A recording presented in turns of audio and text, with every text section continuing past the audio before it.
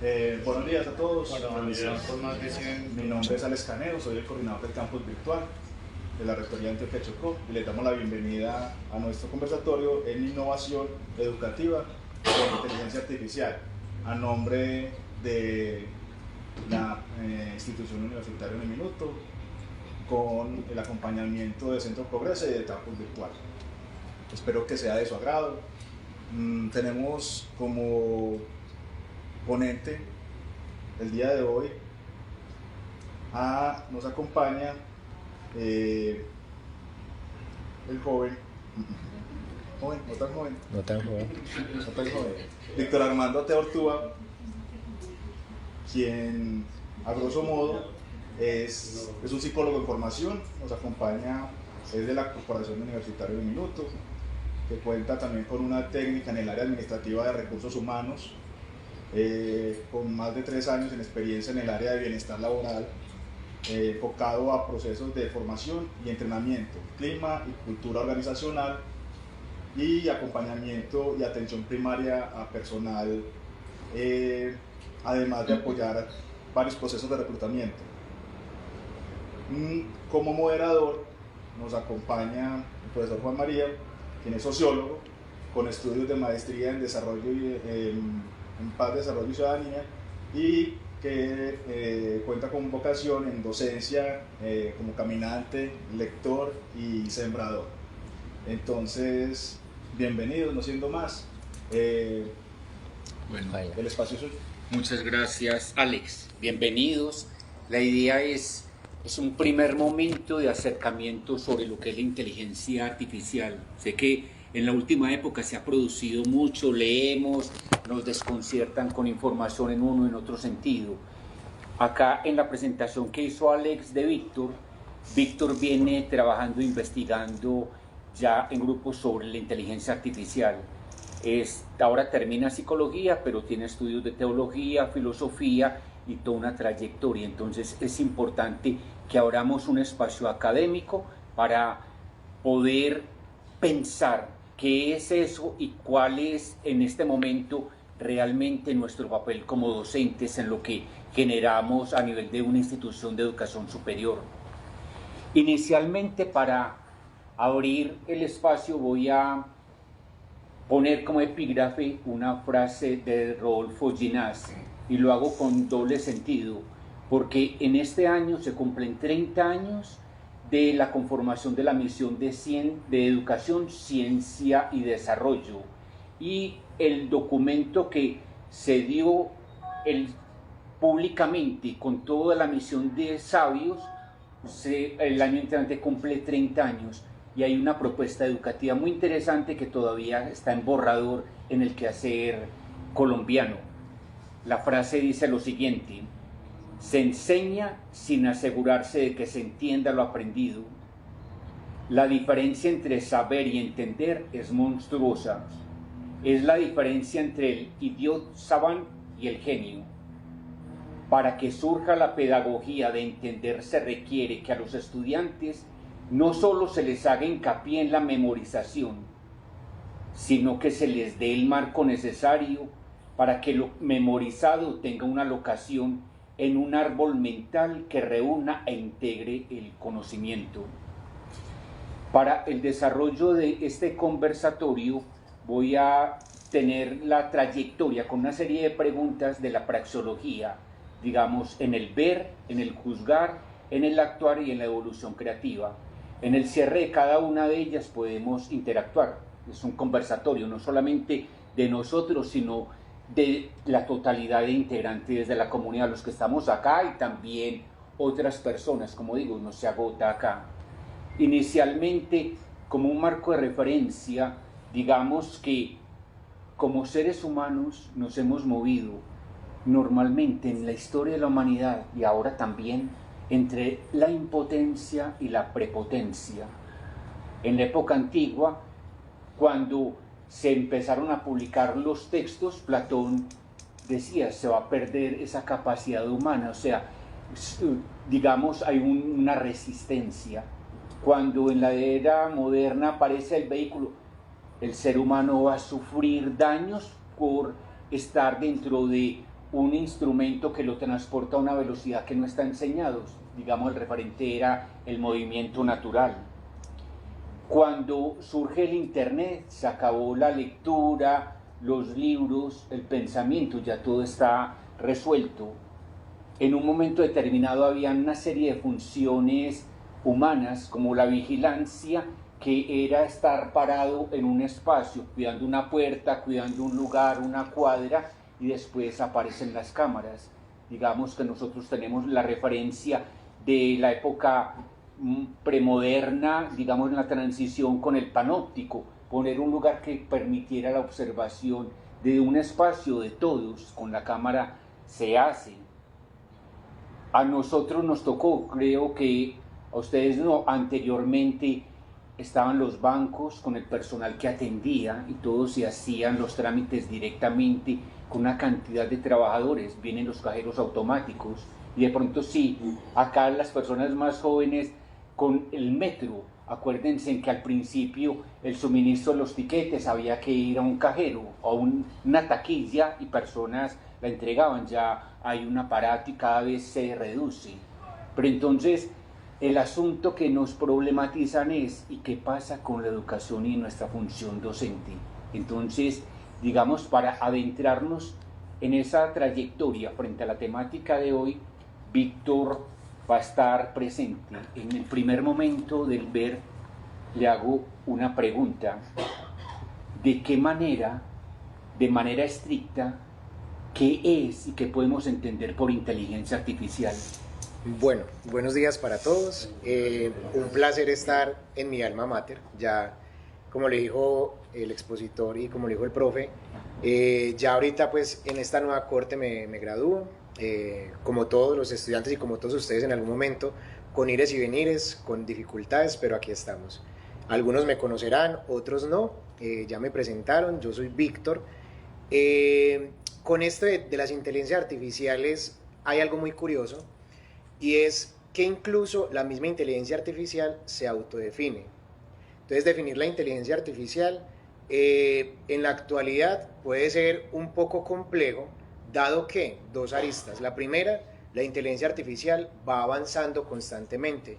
Quizás lo que digamos ahorita con este conversatorio, mañana va a estar un poco obsoleto algunas de las cuestiones, porque está avanzando de forma muy apresurada. Entonces la inteligencia artificial, como lo ven en pantalla, pues hace parte de la tecnología. Hay un texto de ECO que habla sobre ciencia, magia y tecnología, que también les recomiendo mucho que lo puedan observar, cómo estos filósofos visionan el tema de la modernidad, incluso también en el Castigar y Juzgar, en el panóptico, cómo se va viendo todo esto y cómo el tema de lo económico también se ve inmerso en esto. Entonces la inteligencia artificial, si la quisiéramos definir, sencillamente sería un ente externo al cuerpo, que es una extensión más de nosotros, que se viene a complementar en nuestro quehacer cotidiano. ¿Por qué en el hacer cotidiano? Porque no solamente la inteligencia artificial es el boom de ChatGPT, y no es el boom de hace unos 6 o 7 meses. Esto viene en constructo desde hace mucho tiempo. De hecho, si podemos avanzarle en la presentación, vamos a definir que la inteligencia artificial está dada en dos realidades. Dos realidades que son, la primera, que es la inteligencia artificial que es basada en lo estrecho, que es la que viene a cumplir las tareas más específicas, y lo general, que es la que integra la vida cotidiana. Esta realidad de la inteligencia artificial no la podemos desconocer nosotros como algo que ya nosotros incluso tenemos asumida en nuestra cotidianidad y que se ha convertido en una extensión de nosotros. Entonces, incluso ahorita cuando avancemos en el conversatorio, preguntarnos si apagarla o no, que fue la carta que firmaron hace 3 meses, si apagarla o no, yo creo que es un poco dicotómico decirlo, porque incluso el celular es una extensión de nosotros y hace parte de una inteligencia artificial. Ayer veía un comercial de los 90 donde una mosca zumbaba, y finalmente era un comercial que presentaba un teléfono súper novedoso, que era el famoso Nokia, que era así y tenía una tapa y era lo más novedoso de la época. Y hoy en día ya vemos que esto hace parte, el celular hace parte incluso de nuestra oficina, y a veces es más difícil irnos de la casa sin las llaves que irnos sin el celular. Preferirnos que asegurarnos primero que el celular esté antes que la llave, ¿cierto? Eso es lo que nos puede causar. ¿Quién fundó o quiénes son los iniciadores de esta temática? Pues bien, los iniciadores de esta temática son Alan Turing. Hay una película que les puede resumir esto, que es El Código Enigma. Está en varias plataformas de streaming, lo pueden ver. Es muy curioso cómo nace al respecto de una guerra, de la Primera y la Segunda Guerra Mundial. El Código Enigma, cómo interpretar el código de los nazis inicialmente, pero él no estaba preocupado tanto en su investigación inicial con esto, sino que él quería una máquina simplemente que decodificara algoritmos. Él es un matemático. De hecho, a nombre de él se formó un premio que es el premio Turing. ¿Y quién se lo ganó? John McCarthy, que es el que da el término de inteligencia artificial. Él es el que nos da a nosotros el panorama de qué es la inteligencia artificial y empieza a indagar todo esto. También es fundador de varios, no solo del concepto de inteligencia artificial, sino también fundador de pensamiento al respecto de la inteligencia artificial. Se puso a prueba una primera opción de inteligencia artificial y quizás a alguno de ustedes les habrá tocado, otros simplemente por historia lo hemos estudiado, y es el Deep Blue, que es una máquina que compitió contra uno de los campeones de ajedrez y esta máquina le ganó.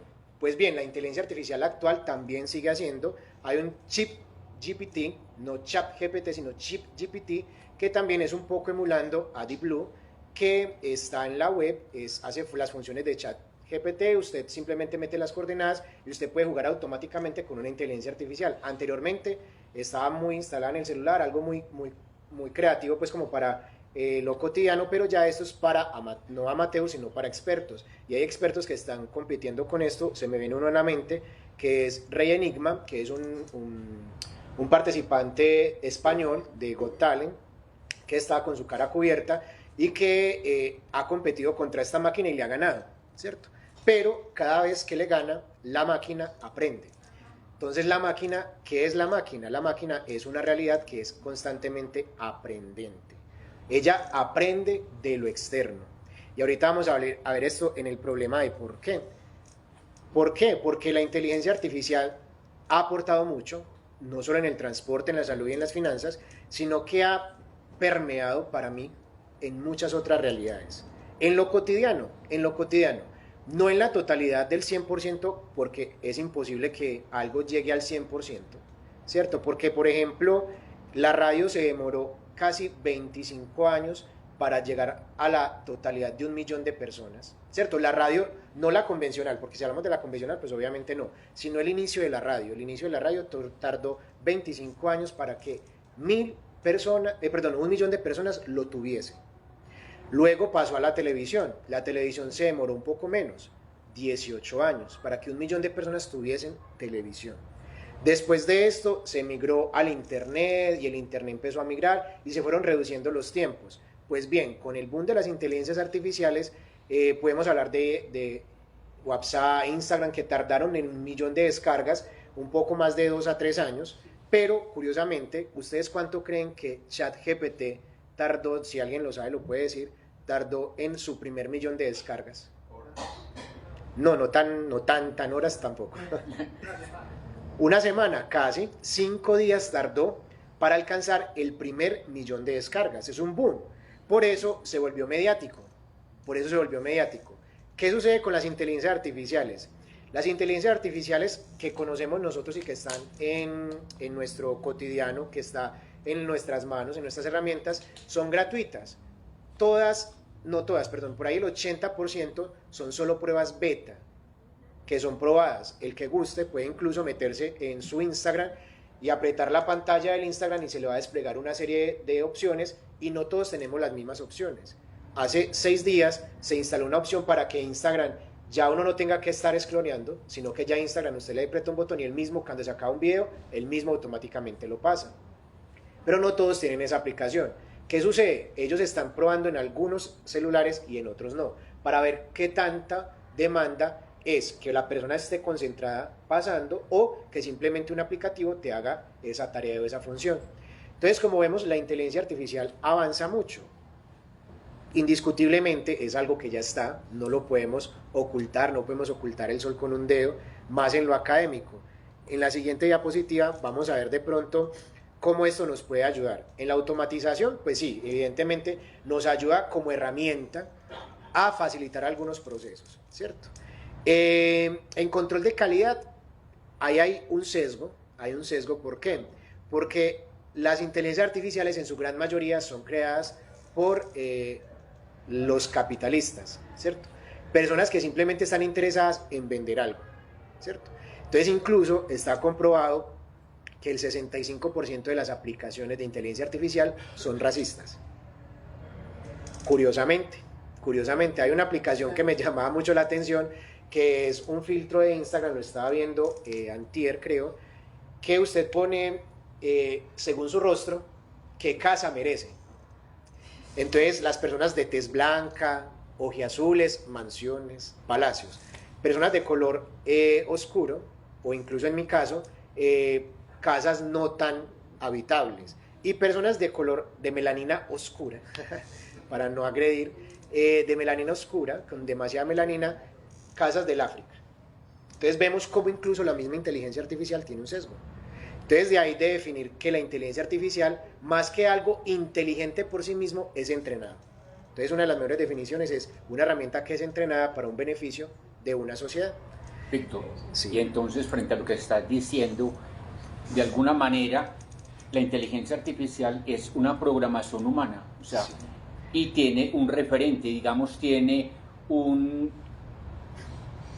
límite en el momento frente a los datos que maneja. Ahí estás hablando de unos usos generales y digamos que en la fase de la praxeología, que es el ver, es qué ocurre, qué usos, qué descripción, qué se está presentando, cuáles son los hechos. Entonces, en esa perspectiva, cómo se puede ir imbricando la inteligencia artificial como la conocemos, que muchas veces se pierde esa perspectiva de que es una creación humana con respecto a los procesos educativos que de alguna manera, a pesar de los pedagogos, de todas las propuestas innovadoras que se dan, de alguna manera también tienen un límite y un referente humano. Sí, de ahí, de hecho ahorita lo estábamos conversando antes de iniciar, de ahí que los medios audiovisuales o los que tienen el poder en el medio audiovisual nos adelanten pistas de lo que será el futuro. Una de las cosas que a mí me causa curiosidad es que el único límite de la realidad somos nosotros mismos. Nosotros somos los únicos que tenemos límite. Por allá de pronto va a haber una pregunta. Voy a terminar esta idea y te doy la palabra. Vemos como, por ejemplo, los supersónicos nos mostraban una tutora robot, ¿cierto?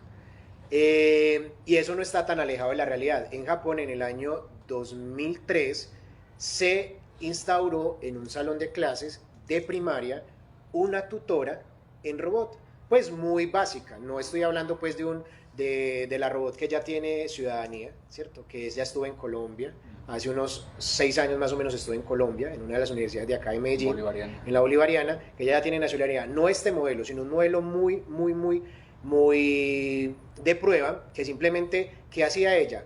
Veía y era capaz de reconocer qué estudiantes estaban aburridos, qué estudiantes estaban prestando atención, y ella misma le facilitaba el tomar la lista de clase.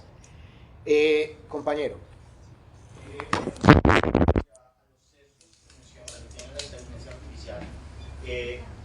Si bien estamos diciendo que esa inteligencia artificial es aprendiente continuamente, si Obama rentería la misma Francia Márquez de tomar una foto con sus reales casas, pues Obama ya cuando estuvo en la presidencia rentería el beisbolista que seguro no tiene un ranchito tipo africano, la Francia pues que está siendo taquijada porque entonces llegan en el helicóptero a su casa.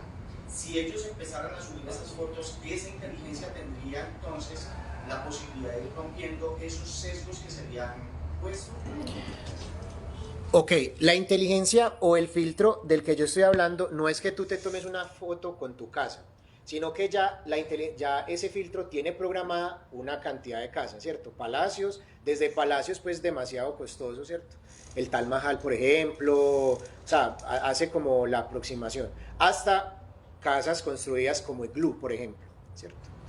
Lo que hace esto es que simplemente tú te pones y esperas 5 segundos y él empieza a mostrar ahí arriba y simplemente con tu rostro te dice cuál es la casa que tú quieres. No es que tú te tomes una foto con tu casa, sino que ella misma te dice cuál es la casa que tú podrías tener. Pero si hay, por ejemplo, una aplicación en gestión humana, para los que les gusta el tema de la gestión humana, que entre comillas facilita el proceso del reclutador, en el que uno mete unos datos y él automáticamente le dice a usted cuál es su salario promedio. O sea, según su educación, según sus estudios, según su experiencia, cuál es el salario que usted debería cobrar en una empresa. Segundo, en qué zona de la ciudad es más conveniente que usted viva para conseguir un trabajo. ¿Sí? No seamos ajenos a la realidad. Todo esto lo he aprendido, ahorita les cuento por qué todo esto lo he aprendido, pero por ejemplo, uno se cuestiona cuando le llega una hoja de vida en reclutamiento de ciertos sectores de la ciudad.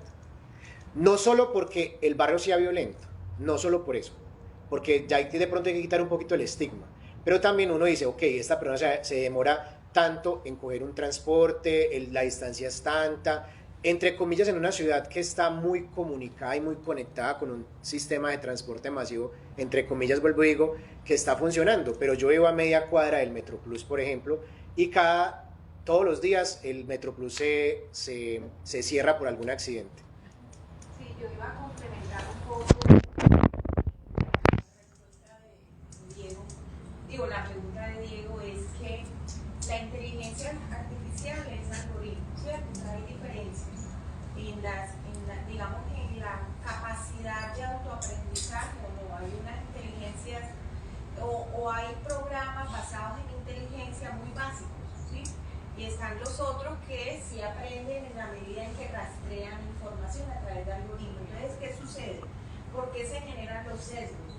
Porque como seres humanos tenemos sesgos. Las noticias que tenemos o la inteligencia artificial rastrea cierto tipo de información.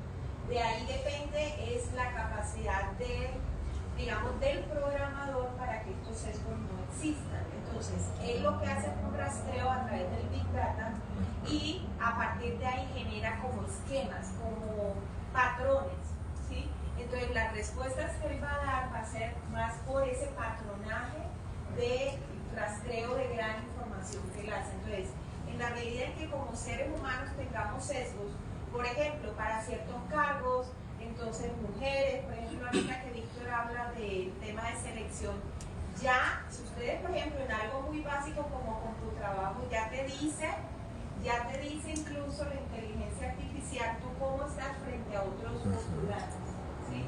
¿Cómo rastrea él? ¿Cómo hace eso la inteligencia? Porque él va mirando toda esa información de cargos, de personas, hay ciertos cargos más para hombres, para mujeres, y también dependiendo la empresa, qué perfil le ponga, él te va a filtrar. ¿Sí? Entonces, de una u otra manera aquí la cuestión es que la inteligencia artificial repite el sesgo que como seres humanos tenemos. Claro, y acá complementando lo que dice Sara y Víctor en el desarrollo, digamos que el fondo y el referente que tiene lo que denominamos inteligencia artificial viene a ser toda esa información que está circulando, y los sesgos se dan por lo que señala, o sea, en última instancia ella no piensa como nosotros consideramos que piensa, que tiene una autonomía, sino que tiene un pool de información por cantidad, y en esos sesgos también está lo que se llaman ahora las falsas noticias. Digamos, en la medida en que las redes estén circulando, muchas de esas falsas noticias es un referente y se convierte en un algoritmo, entonces va a afectar lo que él va entregando como en su desarrollo. Ahí hay una cosa muy, muy interesante que incluso puede ser problematizadora al respecto de, entonces, la inteligencia artificial es o no culpable del sesgo. ¿De dónde se alimenta? De la Big Data de nosotros, de nuestras conversaciones, de nuestras interacciones humanas.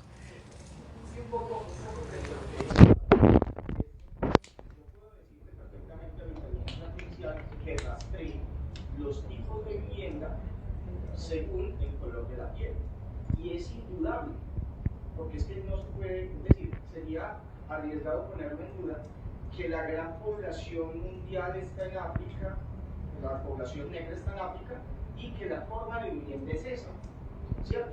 Si es un sesgo decirme que las personas de color negro tendrán una casa con esas características, él se está basando precisamente en esos resultados reales que hay. Por eso decía yo, ahora, si ponemos, por ejemplo, que Obama se tome la foto con la Casa Blanca, él estaría empezando a modificar un poco esos patrones de decir, es que de los 5 millones de africanos, todos viven en ranchitos, en chocitas, pues ya serían 5 millones uno, de los cuales hay uno que vive en una casa que sobrepasa todas esas capas, pues todos esos valores, y entonces empezaría a mover esa tendencia o esos valores absolutos pues, de la encuesta, pues empezaría a mover hacia otro lado.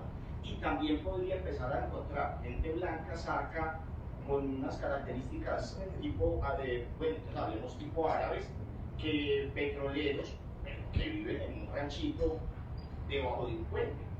Ahí ese poderlo alimentar, porque es que si él se basa en esos datos que hay en la red, pues yo creo que no es la inteligencia la que esté sesgada, está leyendo los datos que hay en ese momento como tal. Si esos datos empezamos a alimentarlos con otras realidades, pues seguramente va a empezar a compensar. Eso lo podemos problematizar nosotros. Ojo con lo que voy a decir, no quiere decir que porque sean docentes universitarios y tengan el conocimiento en sus manos y una responsabilidad muy grande, sino porque quizás nos hemos dedicado a problematizar esto, está bien. Y el resultado de lo que tú dices es excelente. ¿Por qué? Porque ya hemos superado el sesgo de la realidad, entre comillas. Bueno, no estoy diciendo la totalidad del cuerpo docente, pero muchos ya han superado, el que venga vestido así es esto, el que venga, no es cierto. Pero estas realidades son más politizadas que en realidad tenidas en cuenta como algo positivo. ¿Por qué lo digo? Porque esto lo que hace es generar dos realidades que se están viendo hoy en la actualidad. Primero, la generación de cristal, ¿cierto? Que es una generación que hoy no le puedes decir negros tener los ojos porque ya entra en trauma, ¿cierto? Y la segunda realidad es que estamos generando una sociedad mediada por el qué dirá el otro o qué me dirá de pronto la inteligencia artificial, en vez de yo tener la autonomía y la autocapacidad de autocriticarme y autopercibirme y decirme, me conviene vestirme así o no me conviene vestirme así, o me conviene estudiar esto o no me conviene estudiar esto. Eso hay que problematizarlo y seguirá siendo un problema porque ya no es un problema solo de la inteligencia artificial, sino que es un problema que vamos a tocar ahorita de lo ético y lo moral. Sí. Precisamente aquello de los sesgos, hay varios asuntos allí. Uno, tú hablabas de que Obama con una sola foto, tocaría que hubiesen muchas personas de color para que coja un patrón, porque con un solo no lo cambia. Una sola golondrina no hace llover. Trabaja es con bajo, pero digamos que hay expertos que han cuestionado ciertas cosas, como que esto es programación a través de algoritmos.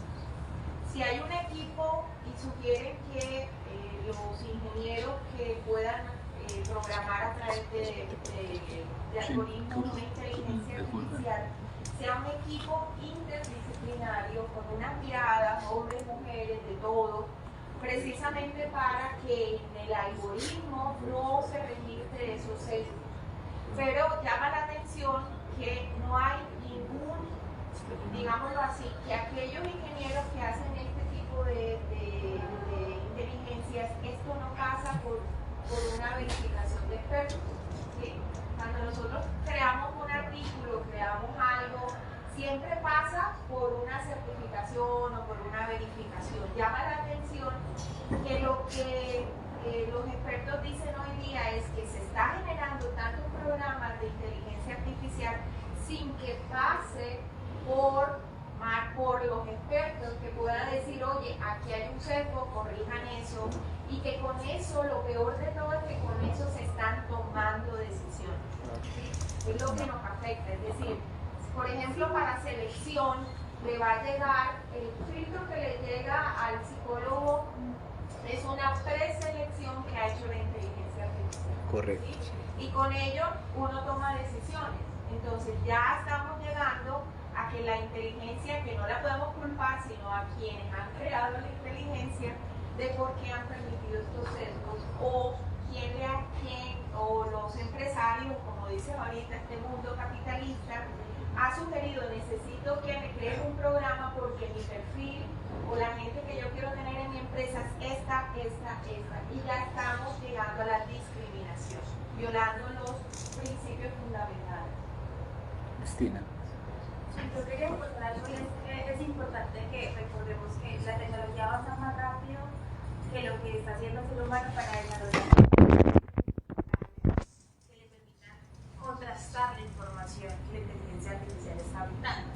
Entonces, ella puede reunir toda la información disponible porque no genera nuevo conocimiento, sino que toma todo lo que ya existe, se lo muestra a la persona, pero no estamos como sociedad desarrollando las competencias suficientes para poder contrastar esa información, para asegurarnos cómo vamos a validar esa información, el asunto ético y moral de cada persona para asumir ese riesgo que está ahí, e incluso de cómo se conversa con una inteligencia artificial que te dice no puedo hablar de política, no puedo hablar de religión, no puedo hablar de ciertos temas sensibles porque mi programación no me lo permite, no tengo respuestas suficientes, ¿cierto? Entonces, creo que también a la par es importante que se mencione que ese modelo de competencias digitales que como seres humanos debemos tener también debe reforzarse en la educación superior. ¿Cierto? Y ahí quizá vayamos a conectar con ese tema, porque debe estar de alguna manera, o debemos estar de alguna manera preparados para poder responder a esa información que nos está dando la tecnología. Eso, Cristina, y en lo que están diciendo y lo que han dicho, se va abriendo el paso a la fase del juzgar, la praxeología.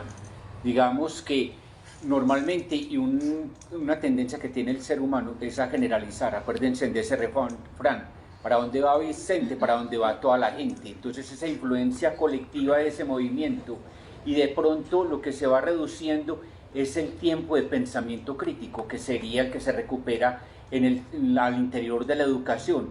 Entonces va a una velocidad y te entrega unos resultados y la gente los va tomando como referentes. Y creo que nosotros muchas veces en la práctica, es que falló la tecnología, o sea, echarle la culpa a la tecnología.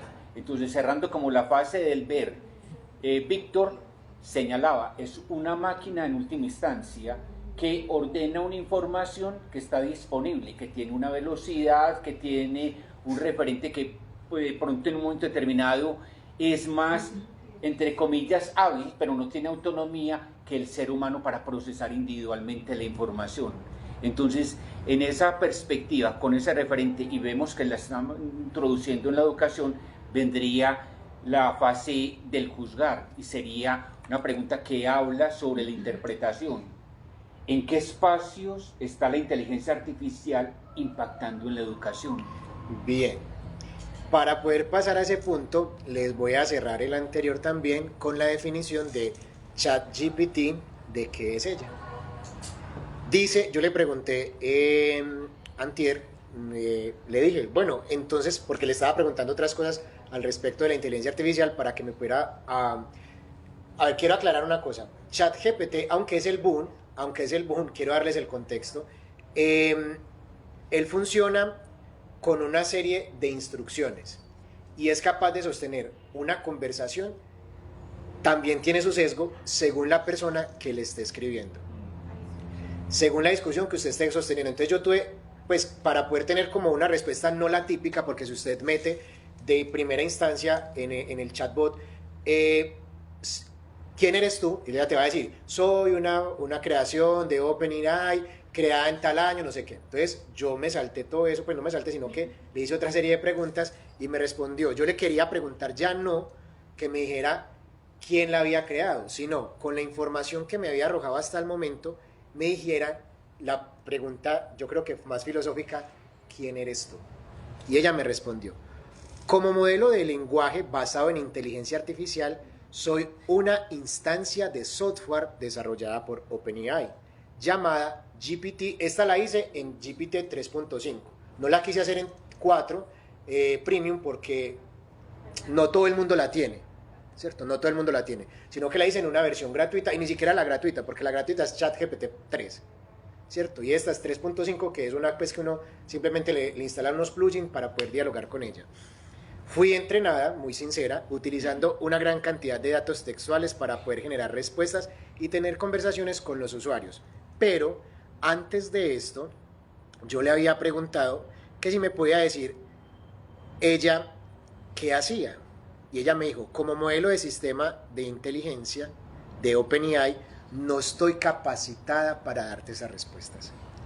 Sí ve que es casi la misma pregunta, pero va a depender cómo tú te la hagas y depende de la conversación que tú tengas. Aunque ella no es inteligente porque construya un conocimiento nuevo, sí es capaz de indagar y es capaz de percibir y visionar con quién está dialogando.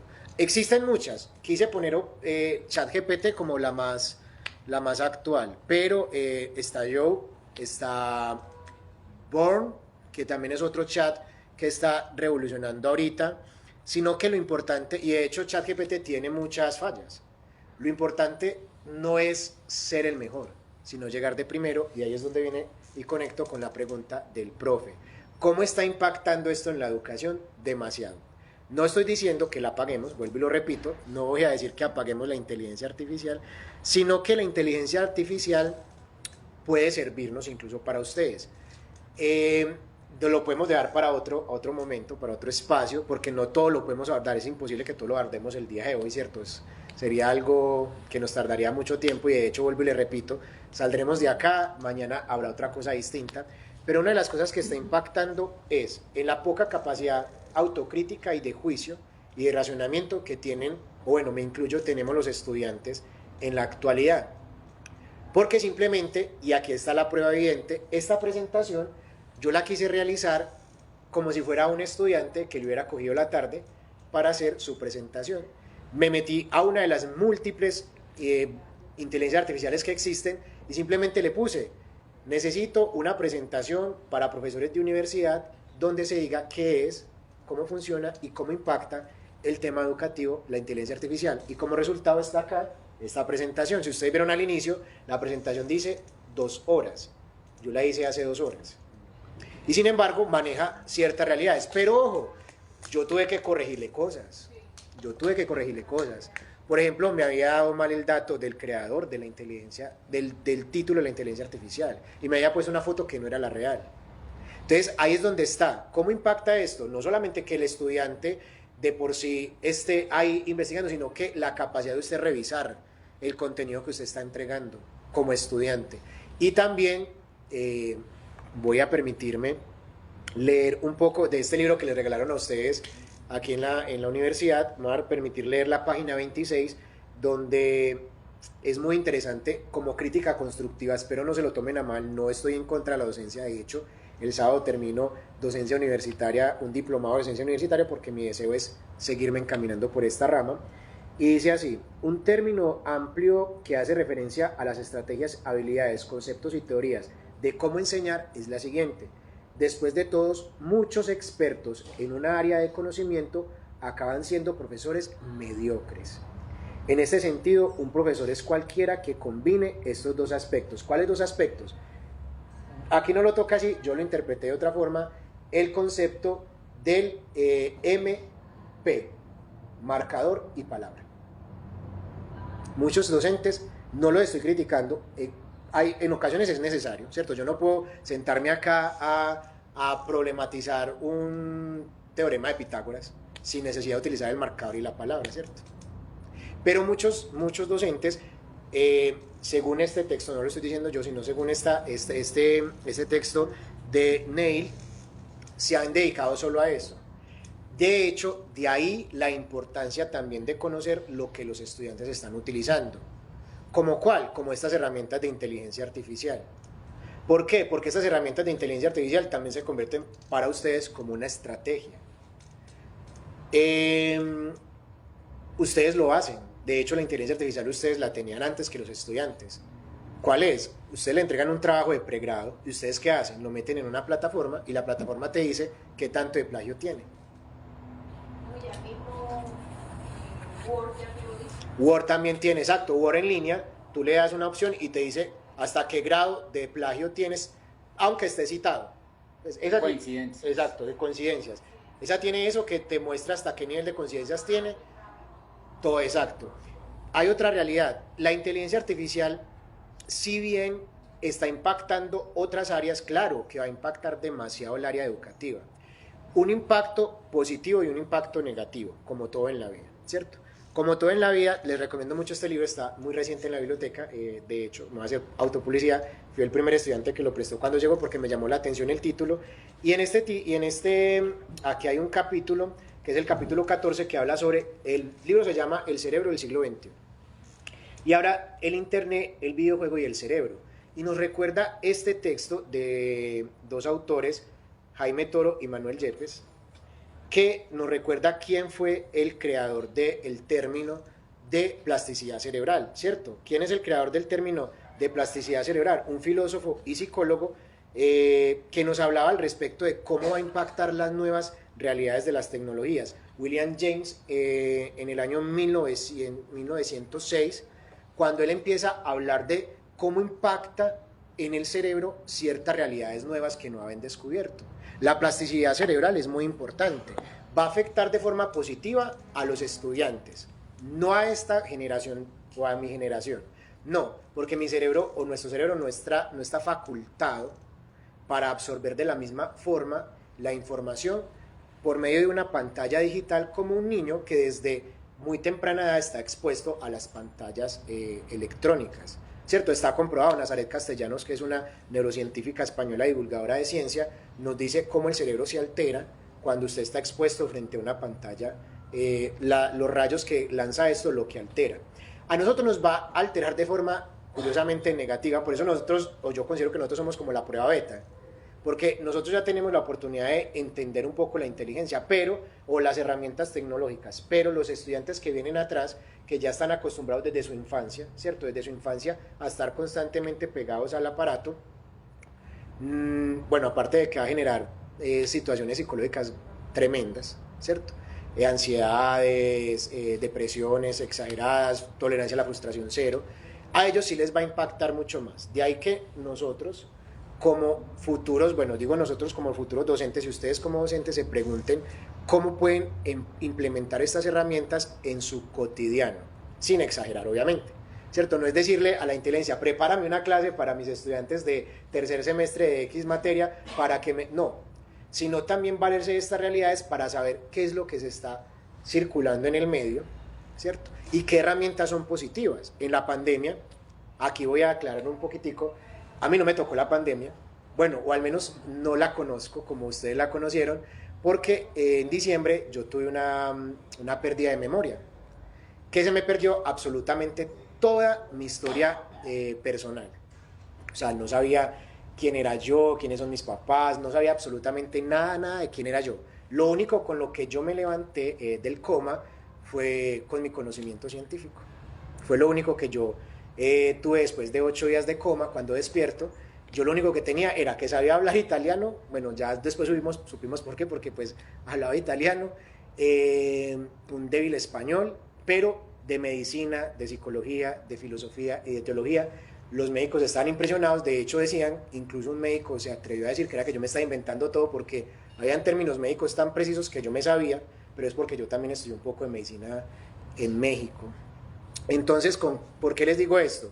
Porque a través de las inteligencias artificiales yo no sabía, yo vine a descubrir, esto fue en febrero, yo venía ya trabajando estas situaciones desde un comité de ética internacional, que nos dedicamos a calificar estas inteligencias artificiales. Entonces ahí está la primera arista, ética y moral.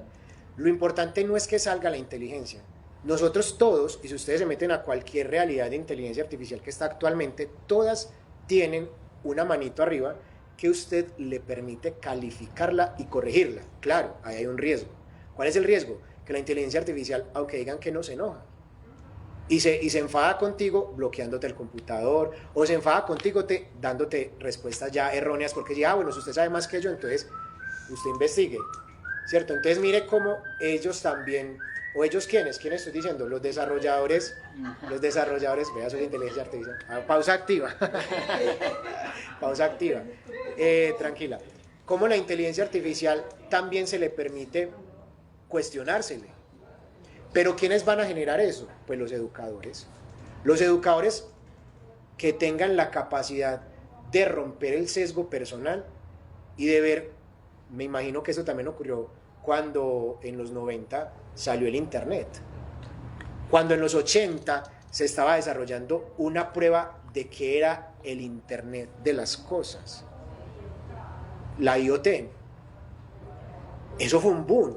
O como lo decía el profe al inicio de la charla, o el gran problema cuando dijeron ya no se van a transportar en caballos, sino que hay un motor, Entonces siempre va a haber una resistencia. De ahí que nosotros venzamos esa resistencia y podamos ¿qué? Avanzar con ese conocimiento. Diego. Eso se dijo también, o sea, cuando apareció el teléfono celular que nos permitía grabar números de teléfono, se nos va a atrofiar el cerebro porque ya no grabamos números de teléfonos, ¿sí? A nosotros que nos tocó esa ruptura, que inicialmente nos sabíamos 15, 16 números de teléfono memorizados y podíamos marcar desde cualquier teléfono por la memoria, y encontrar que en este momento, si se saben más de 3, es un ejercicio importante, pues para nosotros puede ser catastrófico, pero yo creo que los pelados que no nacieron en ese tiempo, sino después, que nunca necesitaron aprenderse un número de celular, ¿será que sí les afectó la memoria? ¿O desarrollaron otras cosas en su memoria, utilizando, digámoslo así, ese espacio o esa memoria RAM que les quedó libre a ellos? Porque yo veo que un pelado de hecho con un videojuego, yo crecí con el Atari, vuelvo el cuento del Sega, Play, y tengo un Play 3 ahí guardado, voy para una cosita, pero tengo un sotinito que tiene 5 años sin haber jugado un videojuego y se sienta y el pelado ya sabe para qué lado correr, cómo va a tirar. Entonces ese pelado tal vez nunca utilizó esa parte de la memoria en grabar, pero inmediatamente nació lo utilizó para otras cosas. Yo veo a esos pelados jugando videojuegos, dándole bala a 4 o 5 cosas y yo me muevo con uno solo y se me perdió y se me escondió y hasta que no lo encuentro no soy capaz de mirar para otro lado, y este pelado es capaz de disparar hacia un lado y estar pendiente del otro. Hombre, ahí hay unas habilidades que tal vez nosotros no pudimos desarrollar por eso, y que ellos están en este momento, pues nacen con esas habilidades o con una facilidad para adquirirla. Entonces yo creo que sí, es un poco también, en alguna ocasión lo llamaban el shock del futuro, y es cómo nos negamos o cómo nos frenamos, cómo vemos lo negativo, pero no logramos divisar una cantidad de cosas. Hombre, yo digo, pues y retomo un poco, los sesgos no son de la máquina, los sesgos no son de la inteligencia, porque póngame a usted 2 personas que hagan proceso de selección, y aunque se les paren las mismas personas, es posible que elijan uno distinto. ¿Por qué? Porque ese que está haciendo el proceso, ese como tal, aunque sea muy objetivo, tiene un sesgo. Ese sesgo creo que es el que, más que tenerlo la máquina, lo aprendió la máquina del sesgo que manejamos nosotros en la realidad. Sara. Sí, yo también con honestidad, a veces esos discursos temerarios, que se va a acabar el docente, que ya el futuro que nos espera será todo, pues el aprendizaje, los chicos ya lo harán con inteligencia artificial. Yo no lo veo de esa manera. Pienso que es, cuando nos enfrentamos a un cambio, es normal que tengamos resistencias. Dentro de las resistencias siempre vamos a pensar en el peor escenario, ¿sí? De aquí a que eso quizás llegue, que sea un tutor o alguien que dicte una clase o que haga un proceso de aprendizaje, pues en estos países también llegará un poco más tarde, ¿sí? Sin embargo, sí pienso que nos tenemos que preparar, o sea, no preparar, ya estamos en eso. Es decir, la forma que hoy hacemos y educamos a estas nuevas generaciones tiene que cambiar.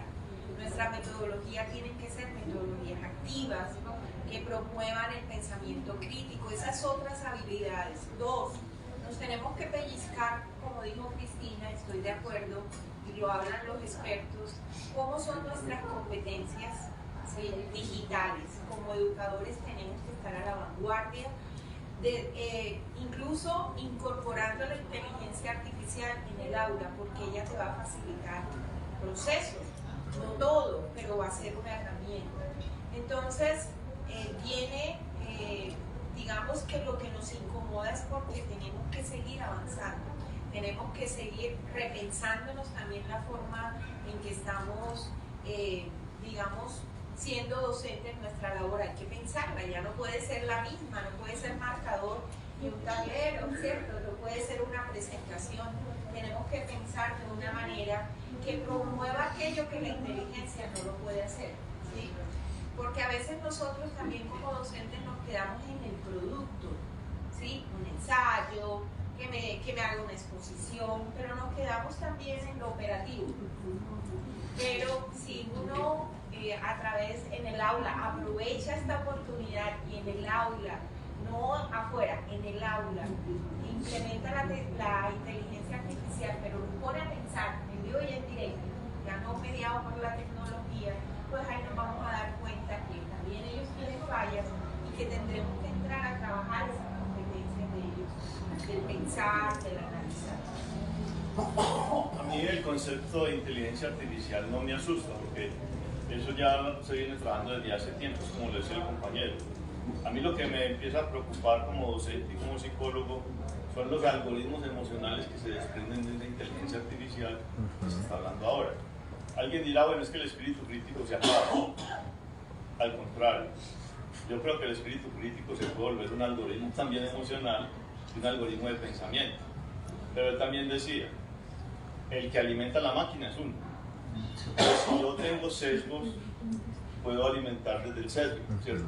Pero si no tengo ni siquiera un esquema que alimente ese prototipo, pues no voy a poder hablar con ese contexto, ¿cierto? Entonces ahí, si había un atraso educativo desde la plata, desde lo económico, va a haber otro sesgo, que es ese sesgo algorítmico emocional, que si yo tengo una depresión, una ansiedad, una angustia, ¿cierto? Un trastorno bipolar, en el área de clase, y el profesor no me va a explicar sino eso de inteligencia artificial, no está teniendo mis conceptos emocionales, porque para uno como docente muchas veces prima el coeficiente intelectual que la inteligencia emocional, que ya las inteligencias múltiples de Goleman ya pasaron también a otro paso con esto. Entonces la invitación es cómo poder articular esos algoritmos emocionales a esa inteligencia emocional, a esa inteligencia artificial en el área de clases. Y mira que la temática del conversatorio son innovaciones educativas con inteligencia artificial. Y creo que el centro de todo esto es, ¿y nosotros en nuestro quehacer docente qué? Y acá tocó, para continuar en esta fase del juzgar y para terminarla con Víctor, y ya para pasar a la de actuar con aspectos, con lo que decía Diego. Mira que uno tiene, a nivel de la inteligencia o la capacidad humana, tiene unas funciones. Entonces, si anteriormente, digamos que una parte estaba para el almacenamiento de una información, de unos datos, por ejemplo, de teléfonos, ya ahora anteriormente podía ser con una agenda, ya ahora con el celular, entonces ya no tengo que grabarme esos números. Entonces, ¿cómo potencio la capacidad que tengo con esa ayuda? Y acá voy a hablar de 3 cosas para ya hacerle la pregunta sobre esta fase del juzgar. La primera, cuando Kant en 1783 elabora y escribe, viendo todo el desarrollo de la ilustración, el texto, la respuesta a la pregunta que la ilustración decía, ya estamos a las puertas de la autonomía humana, hemos sido heterónomos. 2 siglos después, en 1983, Foucault, en una reflexión que hacía, decía, prácticamente estamos en las mismas condiciones, a pesar de que ha habido progreso de la que había en esa época, incluso de pronto más atrasados. Ya acá traigo a colación 2 cosas en el uso de la inteligencia. Nosotros como investigadores o como docentes, uno empieza a buscar información. ¿Cuánto tiempo en una actividad de investigación gastamos en buscar, digamos, textos o documentos que tengan una cualificación que nos sirva? Y digamos, dándoles una orientación a la inteligencia artificial, y lo conozco de caso, lo he utilizado en alguna parte y también con otros compañeros, rápidamente dice, ese tiempo yo me dedicaba 2 o 3 semanas o un mes para buscar textos y para revisarlos, y rápidamente en un solo día ya me los ha buscado y son textos cualificados, o sea, un rastreo general. En mayo yo fui evaluador del encuentro departamental del Red Colsi, y hubo un proyecto que me llamó la atención y estuve dialogando con los estudiantes y con el profesor, y en ese proyecto era elaborar un modelo, y entonces en la elaboración del modelo tenían que consultar modelos existentes, y en ese diálogo los estudiantes me dijeron, nosotros utilizamos inteligencia artificial para que nos ayudara en el esqueleto del modelo, y el docente me decía, lo que ellos hicieron, o sea, toda la vuelta, en una semana, trabajando intensamente, o sea, ya tenían el modelo, o sea, no fue simplemente la copia lo que les dio, sino le dio el esqueleto, la inteligencia artificial, y ellos lo trabajaron.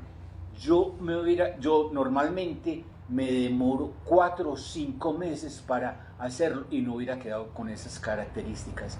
Entonces acá, pues para ir mirando esos aspectos, y vienen las preguntas dentro de esta fase del juzgar, serían: ¿de qué manera entonces se comprende la inteligencia artificial en el quehacer educativo? Y un aspecto importante en la fase del juzgar es: ¿cuál es el problema central que se percibe en el uso de la inteligencia artificial actualmente dentro de lo educativo? Bueno, yo también iba a utilizar a Kant desde otra perspectiva, pero muy acorde a lo que el profe dice. Yo lo iba a utilizar desde la crítica del juicio estético, del gusto estético, con respecto a lo que dice el profe. ¿Por qué? Porque, como lo estamos viendo, ¿el sesgo qué es? El sesgo, ¿quién está nutriendo la máquina? Pues nosotros. ¿Y quién está creando el sesgo? Nosotros lo estamos creando, ¿cierto? O sea, que nada alejado de lo que estamos hablando. Y entonces ahí es donde viene la siguiente, yo les hago una contrapregunta. ¿El cuchillo fue creado para qué? ¿Para cortar qué?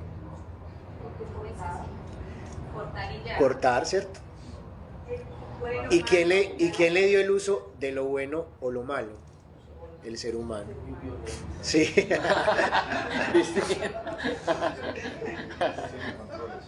Entonces ahí es donde viene el cuestionamiento. ¿La inteligencia artificial está creada? Sí, está creada. Y ya es una realidad. O sea, nosotros yo digo que es un poco irónico y más fácil fue como una salida diplomática que hayan sacado esa carta de es hora de apagar las inteligencias artificiales. Ya, llegó el momento de apagar las inteligencias artificiales. Eso es más bien que en psicología se puede decir como la psicología del inverso. Utilizar la emoción de la persona, de la manipulación creada pues es conocido por eso, lastimosamente, que es el sobrino de Hitler en la manipulación, ¿cierto? Pero él se dio cuenta cómo si usted hace lo que nadie espera que usted vaya a hacer, va a tener mayor impacto. Y en el marketing es eso. Por eso ellos sacaron ese comunicado, hay que apagar las inteligencias artificiales. ¿Pero para qué? Para poner más el ojo de atención ahí. No simplemente para que se apagara en realidad, porque es que apagarla no. Hay que tener cuidado con eso, porque esos efectos secundarios que podemos llegar a ver nosotros es lo mismo que le pasó a un gran científico llamado Einstein. Cuando él creó su teoría, él no pensaba que eso fuera a ser un arma nuclear. De ahí, se me van a perdonar, después le doy la fe de ratas, en un congreso de científicos se estaba hablando sobre virus, pues no tiene un poco nada que ver con esto, pero el tema sí, o al menos la frase, y estaban investigando si será posible sacar todos los virus del Polo Norte para investigarlos, saber de qué han muerto nuestros antepasados y todo eso, y hubo un solo científico que dijo, no todo lo que nosotros pensemos hacerlo, hay que hacerlo, hay que tener cuidado con eso. ¿Por qué? Porque la inteligencia artificial ha creado muchas cosas, pues creado a raíz de los algoritmos, ha creado muchas cosas, pero recordemos que ya en Japón, se me va ahorita el país, hay un sol artificial que es 6 o 7 veces mayor al sol propio nuestro. El acelerador de partículas que está en estas 3 naciones ya existe, es una realidad, y la inteligencia artificial está interviniendo en eso. Y en marzo de este año, la misma inteligencia artificial puso en crisis al sistema bancario del mundo. Por una operación, llamémoslo no errónea, sino un mal cálculo de quien estaba programando en ese momento las cuentas bancarias de estos dos bancos, que simplemente estaba haciendo, por decir algo, lo que se hace en Bancolombia, que ponen en mantenimiento la plataforma a las 12, de 12 a 3 de la mañana, entre comillas, donde nadie lo usa, pero es muy curioso porque es un sábado de 2 a 3, donde todo el mundo está enrumbado y es donde necesita la aplicación. Bueno, es otra crítica. Génesis. O Génesis, cuando estoy necesitando mirar la nota, a ver si sí a ver si sí puedo hacer el aval de los grados y mandar la documentación. ¿Y qué pasa? Por un mal cálculo de no haber hecho una llave, que en internet, pues en ciberseguridad es poner un candado para que la operación no salga a la luz, sino que sea una operación interna, donde estaban haciendo un movimiento de dinero digital de una cuenta a otra. ¿Y qué hizo el algoritmo de la inteligencia artificial? Que los mismos bancos le habían regalado a los clientes VIP, que fue mandar una alerta: el banco se está quebrando, está sacando todo el dinero, usted mismo saque todo su dinero. ¿Y qué hicieron estos empresarios? Sacaron todo el dinero, movieron todas sus cuentas y las pasaron a otras cuentas.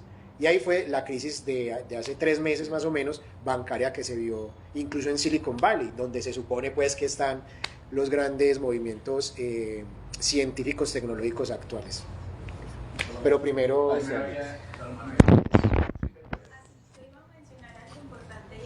Las brechas que tenemos, ¿cierto? Como sociedad, las brechas políticas y sociales, porque también está esta fascinación por emular cosas que pasan, por ejemplo, en países desarrolladísimos, cuya cultura incluso es tan distinta, a traerlos a una población, por ejemplo, que todavía no ha ni siquiera cerrado brecha digital.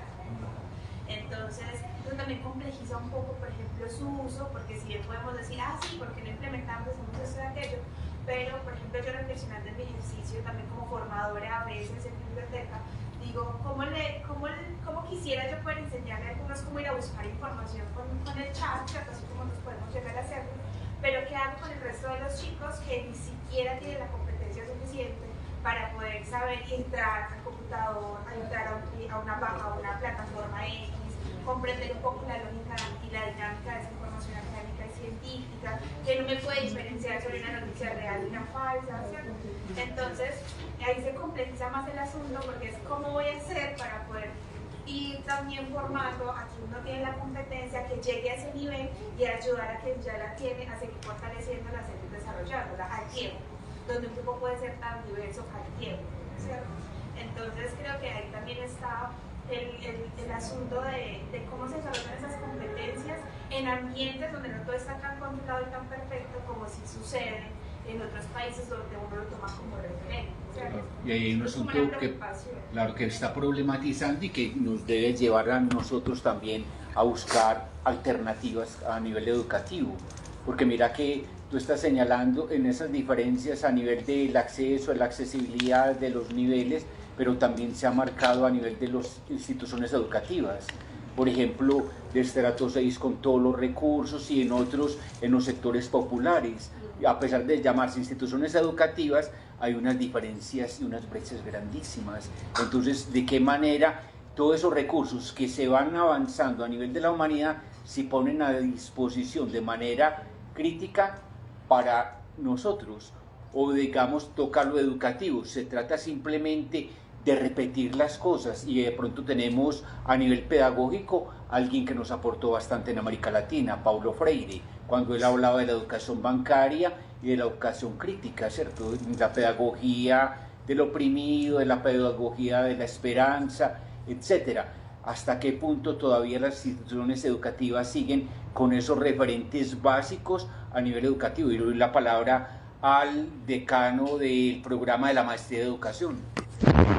El director, sí, el director. Sí, sí, está al lado, el decano está de administración, al director. Ahí tengo dos posturas, digamos, encontradas. La primera es sencillamente como invitar a esta reflexión. Yo creería que todo esto que llamamos inteligencia artificial, más todo lo que en tecnología podamos tener, será siempre bienvenido, siempre y cuando sirva para mostrarles a Khomeini, a Pestalozzi, a Montessori, a Rousseau, a todos los pedagogos clásicos que si vivieran hoy, si resucitaran hoy, encontrarían una clase distinta, por lo menos con esta vaina. Es lo que yo diría: bienvenida a la tecnología, bienvenida a la famosa inteligencia artificial. Si viene a cambiar la clase que tradicionalmente hemos tenido en una. Y ahí eso me parece bienvenido. Pero el otro lado es el mismo concepto de inteligencia artificial que es el que yo pongo aquí en duda. Les voy a decir por qué. La palabra inteligencia, si usted la descompone etimológicamente, int viene de interior, eligencia viene de elegir. O sea, que inteligente es aquel que en su interior elige la mejor manera adecuada en contexto. Entonces, ese concepto de inteligencia ahí, que además tiene el apellido de artificial, ¿cierto? Entonces, será artificial para quien va a acceder a ella. Será artificial, porque lo contrario de artificial, ¿qué sería? Original. Natural. Sí, exacto, lo natural. Entonces, yo pongo en duda ese asunto porque yo veo que la inteligencia artificial, me perdonan los que tendrán otra mirada distinta, eso no es inteligencia artificial, eso es simplemente una hiperconsulta, una consulta más avanzada, ¿cierto? Porque es que ahí no, las decisiones o las elecciones que se tomaron ahí, y más, yo diría que no son ni artificiales, son originales, porque son las originales de quien las pensó y las craneó y las puso allá. Aquí el cuento es cómo utilizo yo esa estrategia de consulta para que mis estudiantes lleguen a donde tienen que llegar desde el punto de vista pedagógico. O sea, está en juego es la intención pedagógica con eso. Ahí es donde está, y justamente la realidad de este término y la complejización de esta realidad, y es la siguiente. Vuelvo al ejemplo personal, ¿cierto? Voy a hablar del ejemplo personal. Vuelvo y les digo, yo cuando me desperté del coma solo tenía conocimiento científico, pero eso a mí, exacto, y a mí eso de qué me iba a servir si no tenía la inteligencia emocional, si no tenía el contacto con la realidad, con lo social. Yo me hubiera podido quedar en el hospital, sí, siendo un conejillo de investigación, pero hasta qué punto yo sin el contacto, sin la realidad, sin el uso y el usufructo de las cosas que me corresponde, que me tienen, es más, sin vencer el mismo miedo, porque una de las cosas que cuando yo caí en coma fue que estando en coma dijeron que yo era un habitante de calle, todo por culpa de la universidad, no mentira, ¿por qué? Porque yo estaba haciendo teatro acá y mi personaje tenía el cabello largo y la barba demasiado larga. Entonces cuando yo estuve en el hospital y caí en coma, a los médicos se les ocurrió decir, no, es que este es un habitante de calle. Y yo escuché eso, entonces yo me levanté con ese sesgo personal y yo creí hasta mucho tiempo que yo era un habitante de calle. Pero ¿qué me permitió corroborar lo real? El contacto con lo que estamos viendo acá, con esta realidad.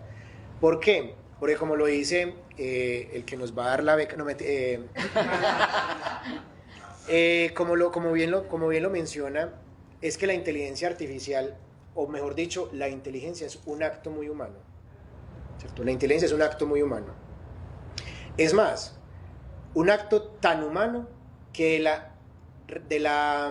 bueno, los filósofos, de pronto si aquí hay algún filósofo que sabe que así nos ha tratado la filosofía por mucho tiempo, como el animal racional, ¿cierto? Dentro del mundo de los animales, somos el único animal que tenemos la capacidad de complejizar la vida, de deprimirnos de nuestros propios beneficios y de nuestras propias cosas que nos vienen. Y otra cosa muy importante, con lo que dice la compañera, nosotros no podemos obligar a que todo el mundo hable de lo mismo y actúe de la misma manera, porque indiscutiblemente habrá seres humanos que por más que usted le ponga las herramientas digitales para su uso y su usufructo, no las va a querer usar, porque hace parte del libre desarrollo de la misma personalidad. No puede registrar la licencia por falta de celular. Exacto, por ejemplo. Vamos a hacer una pequeña especulación, pues porque el tema, digamos, donde hay una interacción directa del ser humano, como es el caso de la educación, y con inteligencia artificial, en mi concepto es una minucia de lo que la inteligencia artificial puede convertirse para la vida de las sociedades y del ser humano. Se me ocurría en este momento, por ejemplo, el tema de la carne artificial, que Bill Gates pues entró a participar en la producción de ella y todo, y hace 4 o 5 años decían, eso es imposible por el costo, ¿no es cierto? El costo de producción. Es una carne que se produce con células madre, saca las células madres, digamos en este caso de un bovino, y hace la producción de la carne, ¿no es cierto? con unos algoritmos, alimentas una máquina, vas a una impresora 3D y le decís, yo quiero una punta de anca, quiero un bife chorizo, quiero un solomito, etcétera, etcétera. Y te saca la forma y él te dice, si es punta de anca, te hace falta cobertura de grasa, entonces le adicionas la grasa. Ya la semana pasada en los Estados Unidos aprobaron la comercialización de esa carne. O sea, el tema del precio era un estigma solamente. En la medida en que usted va a tener una venta a escala, un mercado escalado, usted igual hace una producción a escala, entonces los costos van a bajan. disminuir. Ya está disponible en los Estados Unidos esa carne. Entonces estaba yo aquí mientras te escuchaba, porque hay dos temas que a mí me han vuelto en la cabeza. Este es uno y el otro la nanotecnología. Ya vamos para allá. Que en Japón ya tienen la picotecnología, ¿no es cierto? Es el único país que tiene un laboratorio de picotecnología. Ajá. Entonces yo pensaba hace un momento, bueno, vos llegas y tenés las células madres, haces la mejor selección, ¿no es cierto?, de esas células, te garantiza que es una carne de excelente calidad, es una impresora 3D perfecta, te saca la carne que vos querás, inclusive puedes seleccionar, yo quiero una punta de anca de un animal grasoso o no grasoso, y te lo va a sacar.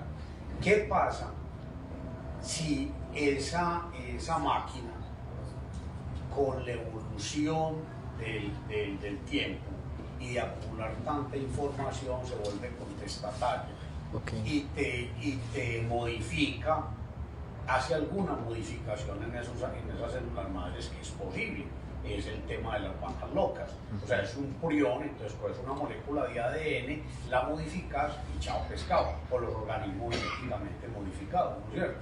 Entonces, ¿qué pasa si esa máquina hace eso? Te resultas comiéndote un montón de carnes que no son la carne original del bovino, o del porcino, o del pollo. Pensaba solamente en eso, ¿no es cierto? Y quería, pues, como hacer el comentario. Problematizarlo. Porque son de las cosas que lo van como escuchando. Claro que sí. Frente a eso, y contestando un poco a la pregunta de qué hacer entonces realmente frente a esta innovación como docentes, pues ahí es donde, para mí, no estoy diciendo que sea palabra de Dios ni no, sino para mí, la primera implicación y lo primero acertadísimo que tendríamos que fortalecer es la cátedra que he visto que se ha suprimido en algunas instituciones públicas, que es la cátedras que permiten pensar ética, la moral, porque estamos en un mundo globalizado del consumismo. Y un muchacho que hoy en día está más preocupado por su fitness, por el outfit que usa, no le va a preocupar si se está comiendo una carne X o Y. Es más, ya no le interesa pagarle a un nutricionista para que le dé, sino que simplemente la tendencia, ¿cierto?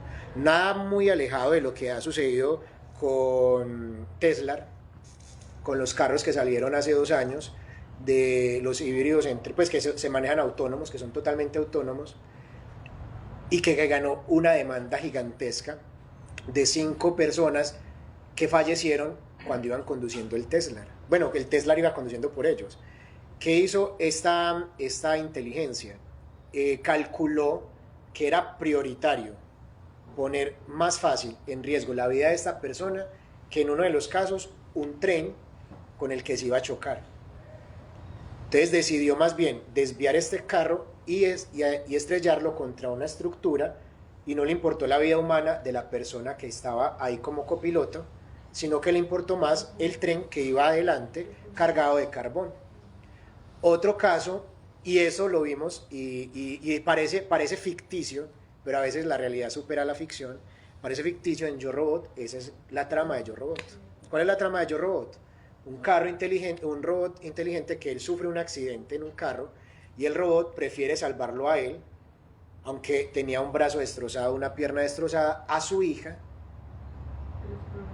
porque las probabilidades de vida de la hija iban a ser menores, o incluso porque la película lo deja ahí como entre una nube gris, no es que fuera a morir, sino iba a quedar en coma. La niña no iba... Exacto, a las 3 leyes.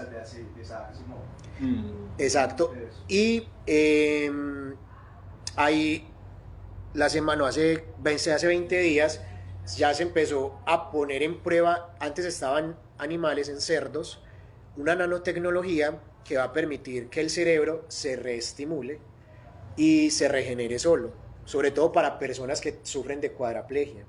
Entonces es como una pastillita que se inyecta en cierto lóbulo, pues dependiendo de la parte afectada del cerebro, y es como un pulpo que cuando usted lo inyecta, él lo que hace es recubrir la parte cerebral y empieza ya automáticamente, es menos invasiva que una craniotomía, ¿cierto? O que una lobotomía.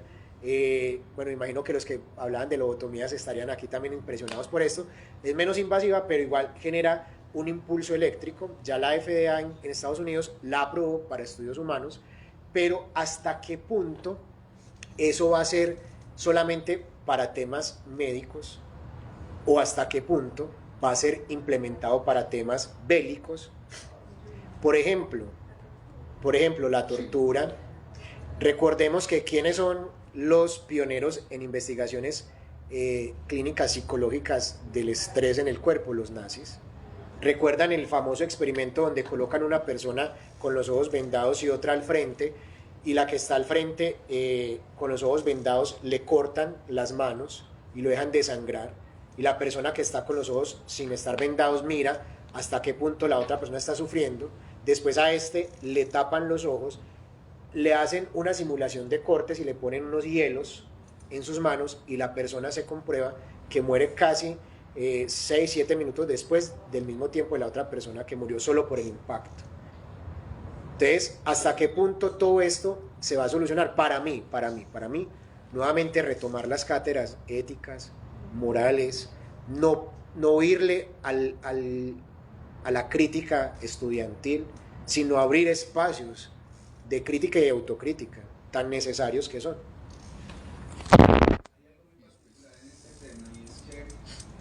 En estos días ese tema de la inteligencia artificial a mí me ha parecido muy apasionante, la verdad es muy apasionante, es un tema que viene dando hace más de 20 años atrás, no es algo reciente, es algo que viene desarrollado desde hace más de 20 años atrás.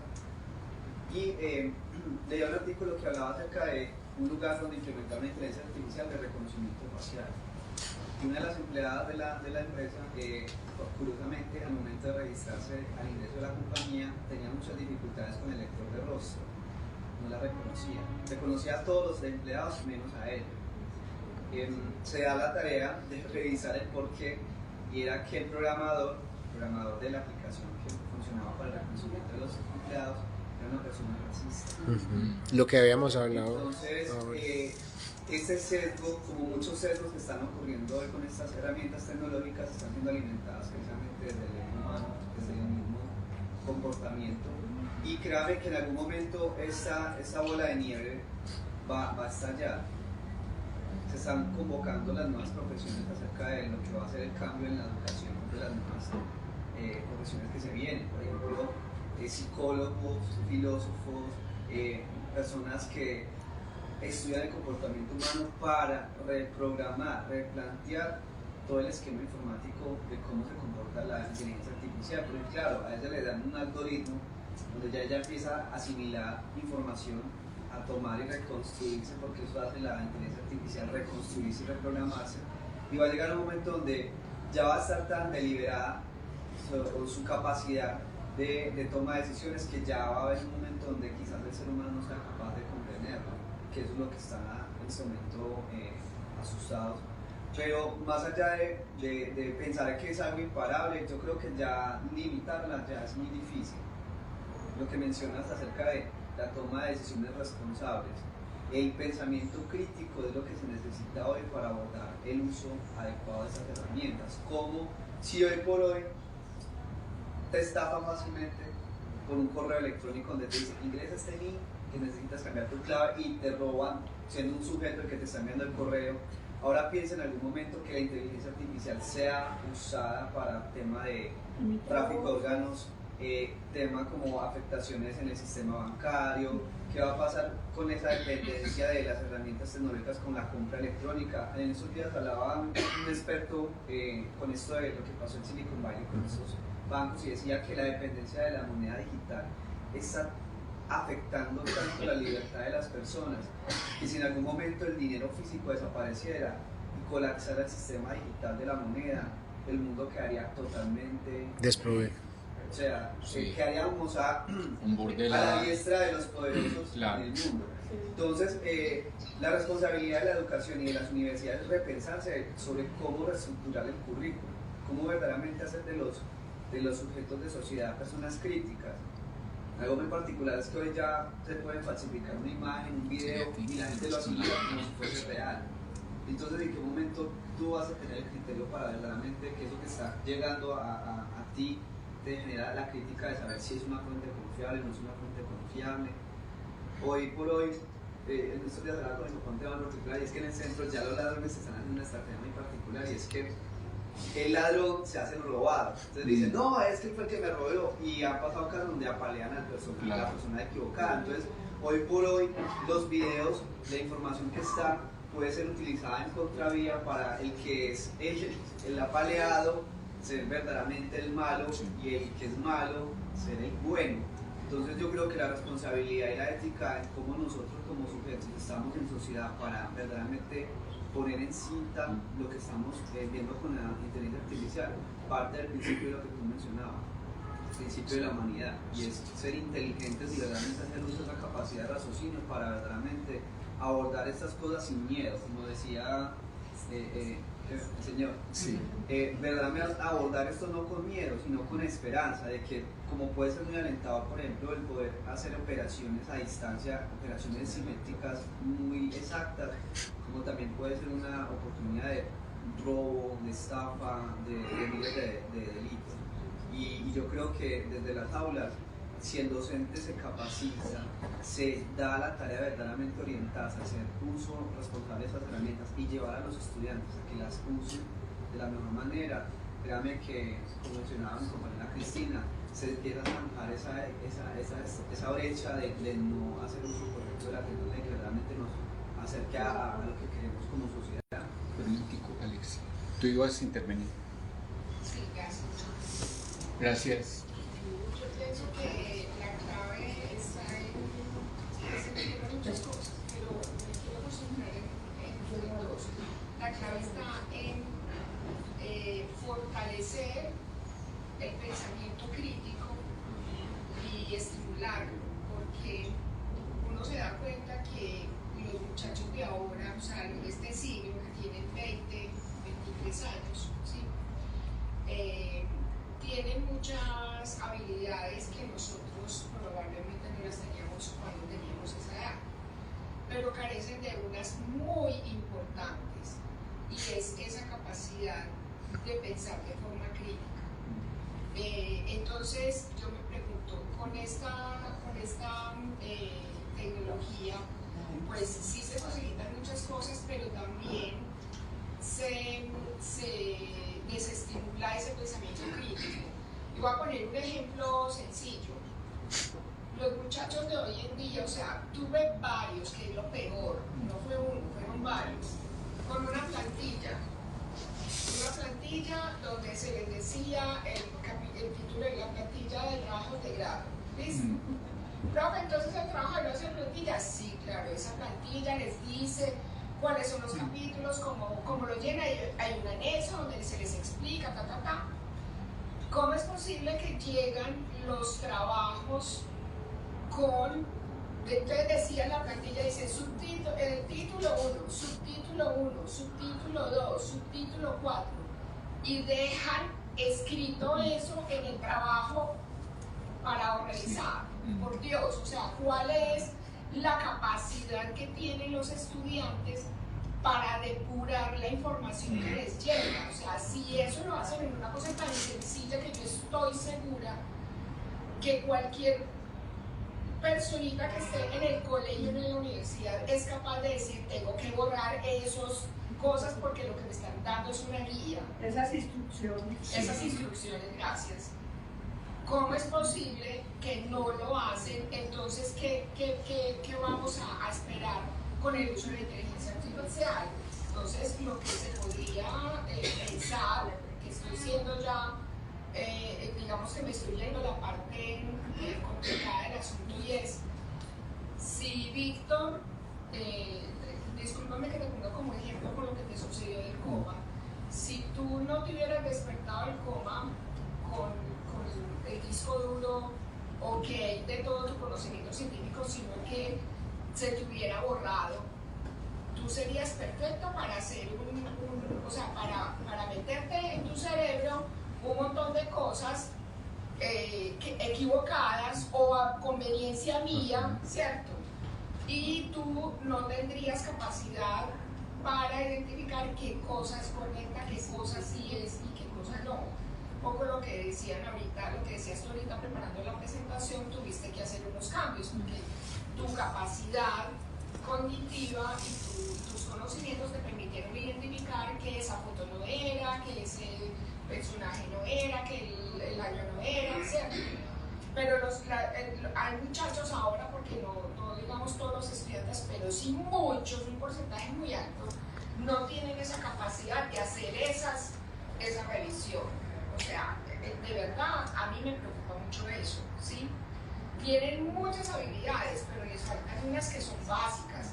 Y lo otro es la ética, lo que hablaba ahorita Víctor. O sea, la ética se sacó de todas partes.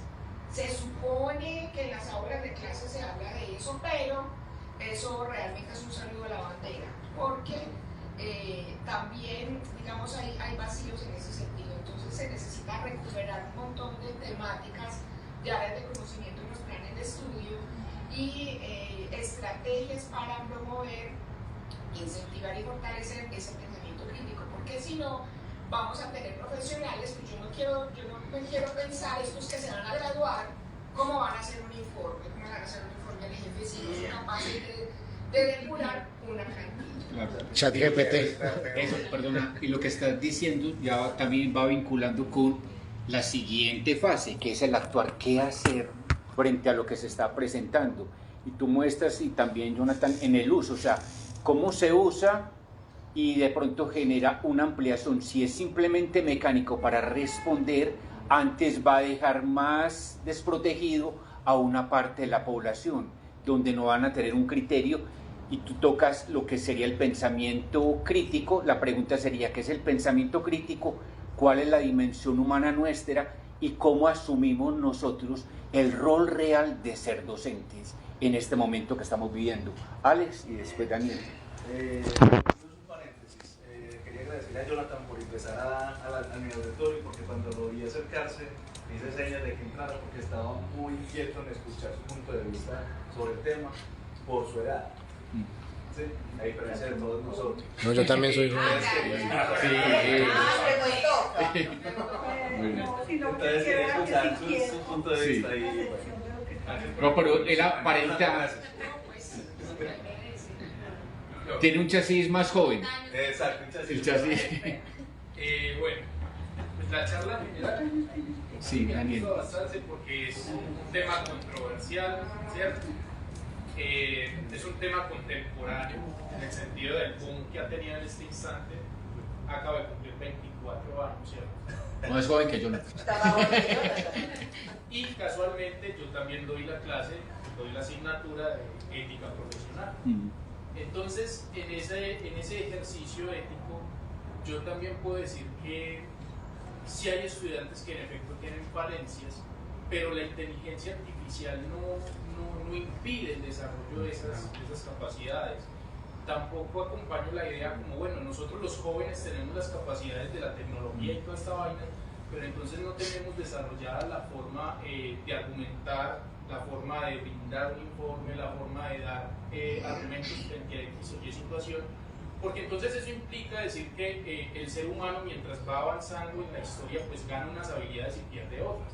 Entonces yo digo que eso como que no es tan así, porque si yo con 24 años hice una maestría y conozco toda esta cantidad de máquinas y todas esas vainas, no quiere decir que entonces yo esté castrado de la oportunidad de aprender y continuar el desarrollo de lo que ya se ha venido haciendo, porque yo, de hecho, en algún espacio tuve la discusión, hombre, decían, ¿cómo vamos a poner a los estudiantes a leer las 3 críticas de Kant? ¿Cómo vamos a poner a leerlos a Habermas, a Levinas? ¿Por qué? A Sartre. Los pongo a leer eso. Es que eso ya está muy viejo y eso. No, esa gente dijo cosas tan interesantes. Fundamentales que tienen actualidad. El imperativo categórico kantiano está en todas las guías de hoy día. obren bajo la mayor buena voluntad posible, bajo las leyes de la robótica y Asimov. Entonces, vea que es como apropiarse de eso y entender que sí hay falencias, pero ¿qué hacemos nosotros los profes para tener que esas falencias sean suplidas por los estudiantes? También hay que resaltar la voluntad del chico, la voluntad del estudiante que quiera aprender, porque como el compañero aquí, Víctor, dijo algo muy interesante al principio, hay ocasiones cuando uno envía una hoja de vida y ya se mira el barrio donde uno vive, ¿cierto? Pues yo crecí en Aracue, Santa Cruz y Popular, barrios que hace rato no son muy buenos, pero también fui uno de los mejores profesionales de Colombia cuando me gradué y soy de Aracue. Entonces, esos estigmas hay que irlos rompiendo, porque es que todo esto son herramientas que nos dan oportunidades para salir adelante, porque yo soy un ejemplo de eso. A mí todo esto me permitió salir adelante porque no tenía para comprar copias, no tenía para comprar libros, pero casualmente aquí había internet y con las inteligencias artificiales yo hice mi trabajo de grado. Bueno, antes de darle la palabra a Diego, es decir, voy a ir cerrando enseguida, que cierre Víctor con dos preguntas que serían el cierre de la fase del actuar y la devolución creativa, digamos, que viene, que nos la llevamos nosotros para las actividades cotidianas. Y como decía al principio, este es un primer momento, acá no están las respuestas ya definitivas, es simplemente una provocación intelectual para nosotros para pensar lo que hacemos en la cotidianidad y nuestro quehacer. Diego. Un poco, retomando un poco lo que menciona Juan, y que creo que precisamente tiene que ver con eso, es ¿qué nos dice a nosotros que nosotros los que estamos en este momento como docentes tenemos la razón frente a la postura crítica? Yo veo muy desde la añoranza, y recuerdo cuando estaba pequeño, y estoy casi seguro que cuando don Juan María estaba pequeño, le tocó escuchar hablar a sus papás y a sus abuelos de que todo tiempo pasado fue mejor.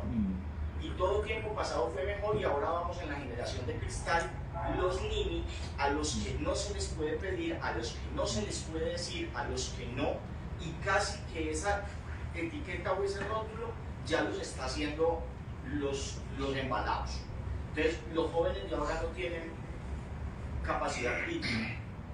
Mira, cuando nosotros estudiábamos, no teníamos también el compañero que no hacía el trabajo, que no le interesaba. No tuvimos papás a punta de garrote y chancla que nos sentaron a hacer las tareas porque nosotros no queríamos. Cada grupo de generación viene con unos sesgos que se los ponemos nosotros. Es decir, nosotros como docentes resultamos también siendo quienes ponen los sesgos.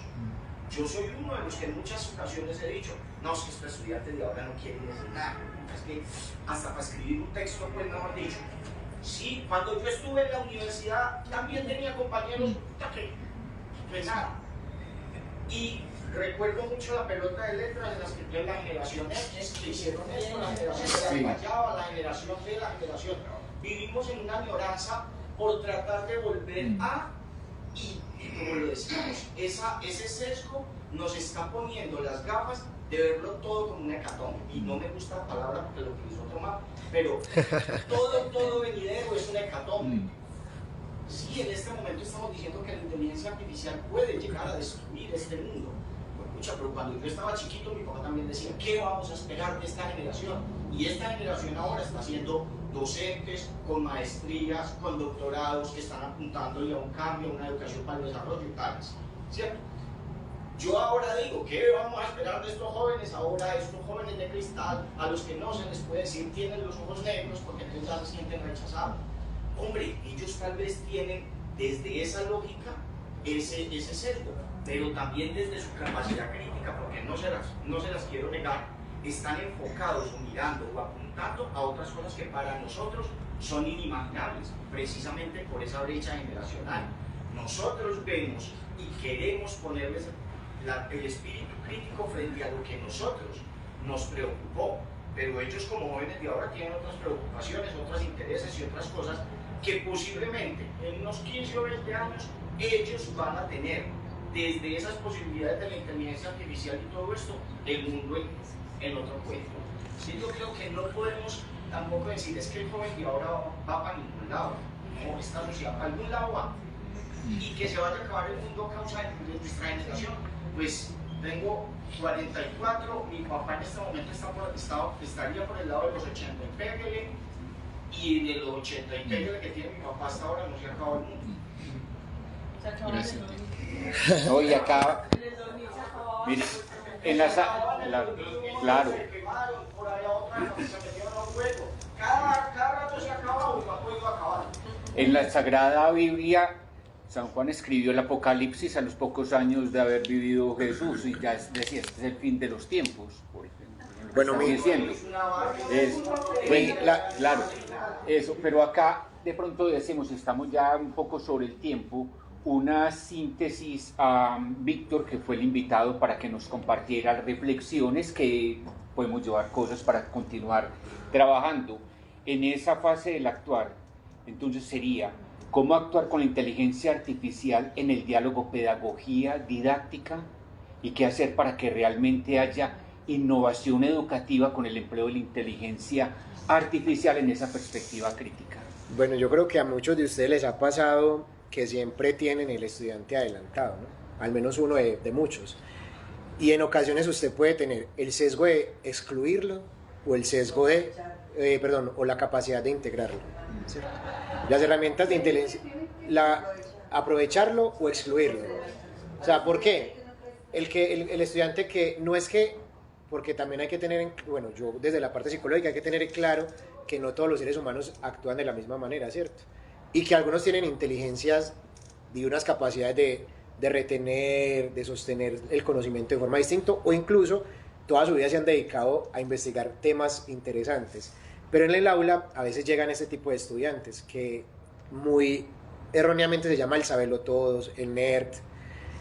¿Usted cómo lo hace? Pregúntese como docente, ¿lo excluyo? ¿Me siento amenazado por él? ¿O lo incluyo para que sea un aliado? Lo mismo son estas inteligencias artificiales. Yo como me siento con esto, amenazado porque me va a superar, o lo incluyo dentro de mi pedagogía y mi didáctica. La didáctica no es saltar, jugar, no, hace parte de la didáctica, claro, hace parte de la didáctica. Pero la didáctica también tiene que superar eso de simplemente sentarme a dar una cátedra, como lo he visto en películas o incluso de pronto algunos de ustedes, así auditorios como este, donde un catedrático se sentaba a la famosa charla de cátedra, ¿no? Y era casi que dictado. Exacto, el tablero gigante, no era tablero de marcador sino de tiza.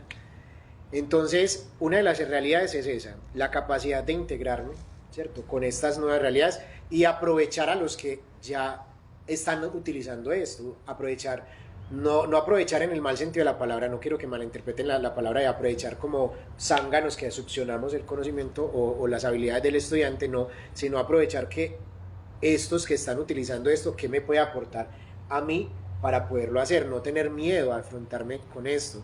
¿Por qué? Porque podemos seguir esperando que otros lo hagan, como lo decía la compañera, esperar a que otro lo haga porque yo no soy capaz de hacerlo. Y nos vamos a quedar en el repetir modelos de, ahí sí, no la inteligencia artificial copy-paste, sino copiar y pegar modelos que sí han funcionado en otras realidades, otros contextos sociales, otras dinámicas sociales, y que queremos implementar acá cuando nosotros ni siquiera hemos tenido la capacidad de enfrentarnos a esa realidad, ¿cierto?